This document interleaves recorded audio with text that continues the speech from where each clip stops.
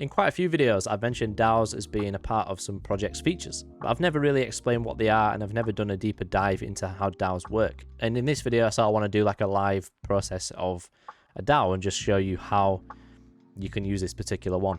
Most of them follow the same sort of rules, so yeah, I hope you enjoy. So firstly, we'll go into the main question, what are DAOs?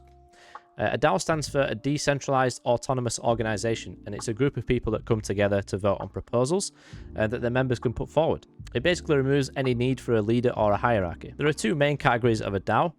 Some can be funds of money. This money can be spent on the proposals from the community. So an example could be, I want to put a proposal forward for this DAO to buy a certain NFT collection. So I will put forward that proposal and then a bit of a description saying why I think we should do it and what we could gain from doing it. And then users would vote on that process. So you could almost see it as like a private investment firm, but it's multiple people accessing the same bank account. Another example of the same sort of thing is just putting a proposal forward because you found some potential passive income strategies that you want to include in this DAO. And then you could put that forward as a proposal and then people would vote on it. Another way that you could use a DAO is by actually developing the token or the project itself. That could include sort of making changes to the actual code and just development of the overall ecosystem or DAO. So how does a DAO actually work? Well, a DAO's financial transactions and rules are all on the blockchain, so it eliminates the need for any third parties for the transactions. The security of the DAO comes from a smart contract. The smart contract represents the rules and the organization, and it holds the organization's storage. No one can edit the rules without people noticing because DAOs are transparent and public. When you compare this to traditional companies, DAOs have a democratized organization. All the members of a DAO need to vote for any changes to be implemented, instead of implementations by an individual or a group of individuals that are at the top of the company. A DAO's operations are fully transparent and public, and everyone has the ability to propose new ideas to it. So it's like a giant community where everyone's got the same amount of say.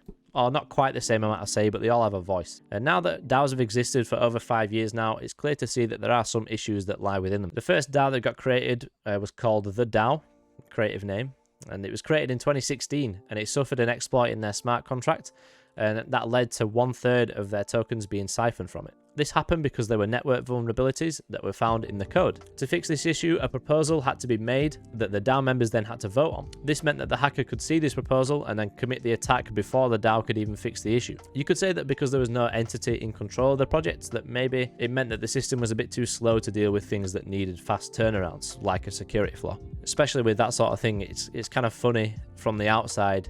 You basically say into this community, we have an exploit that could happen by this, this, and this, and we need to fix it, so please vote yes. The hacker can see, okay, you've just given me the steps to actually hack this, so I'm going to do that. So yeah, it's not quite the best system when it comes to fixing more private issues like that.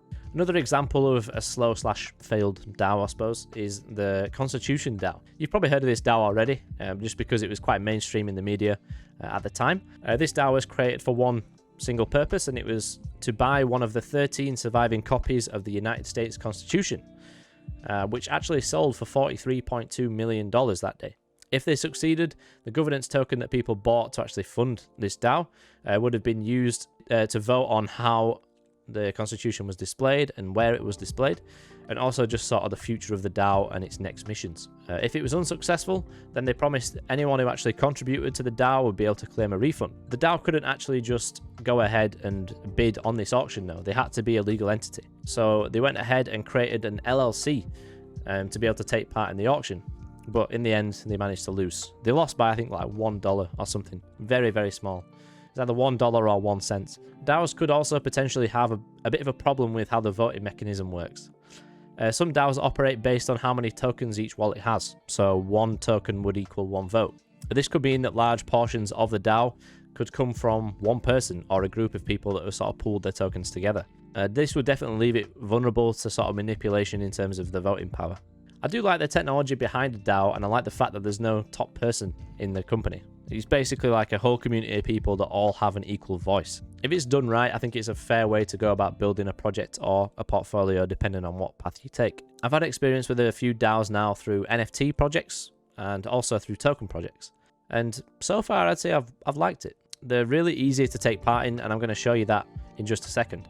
Today I'm going to show you DG as an example. They have an active DAO where holders of DG can vote on the proposals that its users make. So you can see that on their dashboard, you can see the treasury total and how much is actually being made. It gives you a detailed breakdown on where the revenue has also come from. So you can see on here, there's the current treasury balance, which is $48.9 million. You can see its all-time revenue and its revenue last month. So you can see that it's been in quite an uptrend in terms of its revenue that it's created. And then here you can see what it's actually holding in the treasury. When you hover over the ERC20 tokens, you can see that it's holding DG, DAI, Ethereum, ICE, and Mana. In terms of its liquidity positions, you can also see that just by hovering over there. It's got quite a bit in Polygon nodes and also Decentraland land ownership. Then when you go on to the next page, it shows you all of the proposals that are currently put forward by the community. So at the top, you can see the current active proposals. When you click on them, it gives you a bit of a description and a bit of a background, the actual proposal, and why they think that we should say yes or no. And then on the right hand side, you can see that the current results, 99.77% are in favor of this being developed. And as you scroll further down, I can cast a vote of yes or no. You can also see every single address that has voted to this, and you can see how much they've actually pledged towards donating it. To actually take part in the voting of DG, you need to stake it for XDG. It's really simple to do. It's all on the DG website on the DAO section. As you scroll further down, you can see the previous proposals that have been put forward. You can see on the right hand side, it just says they're closed, but you can actually see the outcome of this vote as well. So if you maybe took a couple of weeks away from the DAO, you can always come back and see what's been changed and what's been voted on. We had someone suggest that they should buy back their wearables. So they put a big proposal as to why and how much they think they should pay for the buyback. And you can see on the right hand side who decided yes or no for this. 79% of people didn't quite agree with this proposal, so it was just denied. So in terms of actually having your own proposals and putting them forward, you do need a minimum of 100,000 XDG, which is quite a lot. But if you actually want to vote, then it just costs any amount of DG that you have staked. I've actually just had a look at this now, and I've decided to stake my DG today, which means I don't actually have any voting power yet. If I press yes and vote, you can see that I don't have voting power. And that's because it happens per block. So I could basically vote on any new proposals on the next block. And it really is just as simple as that to take part in anything that the DAO proposes. It seems that a lot of the DAOs sort of happen on this website called Snapshot. You can see on the left hand side, I've got another one as well. I'm part of the PancakeSwap DAO. So it basically means I can just vote yes or no based on any proposals that get made on PancakeSwap as well. And it gives you sort of a list of any that are active at the moment, and I've got notifications for each one. It's quite nice. It's like a little, it almost looks like Discord if you've ever used that before. Like you've got all your servers on the left-hand side with notifications. It kind of feels like the same thing, but you're actually having your own stakers in a company and their sort of decisions and plans for the future.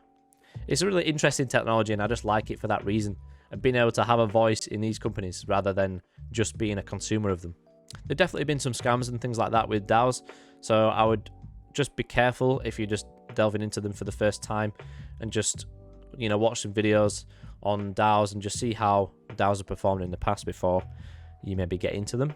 But like for PancakeSwap, for example, they have a DAO, but you don't need to take part in it. You can just use the platform as a normal consumer if you want to. I guess it's nice to just sort of have that choice, that if you do want to take part in the company more, you can do. I do hope you've enjoyed this video on DAOs, and I hope you've just had a bit more of an idea of how they work, and you've seen sort of a live example on how to vote on these DAOs as well. I felt like I needed to make the video because I've mentioned the phrase DAO or word DAO quite a lot.